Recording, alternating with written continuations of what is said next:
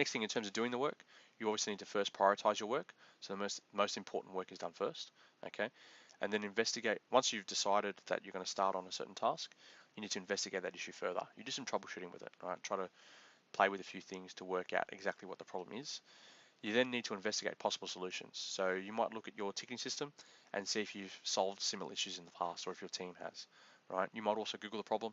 You might ask some colleagues, okay? Once you've found a solution, then you need to do the work to the best of your ability. And it could be things like trialing the solution first before you implement it on a customer's device. It could be things like a lot of testing.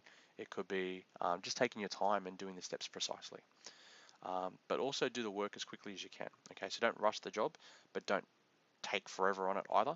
Okay, each job is super important to the person asking you to do the job. Okay, it may not be that important to you, but it is important to them.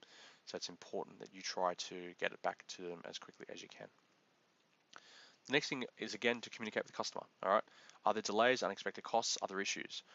If you inform the customer as soon as that you can, then they're updated and they know what's going on. So they might not be happy they've got to pay out for extra money, but they would appreciate the fact you told them as soon as possible so that they can make arrangements for that. Okay. The last thing is really important as well, to document. You've got to write down everything that you do. This enables you to, one, keep a record of what you've done so that if there is another related problem with the customer down the road, you can see what you've already tried, or maybe the work that you've done has contributed to another problem. But also it helps in terms of looking at similar problems. So if you have a virus, for instance, and you solve it for one customer, but then another customer comes in with the same virus, then you can skip out all the work in terms of troubleshooting and all of that because you know exactly what has been done for the first customer and you can just do that same thing for the second customer.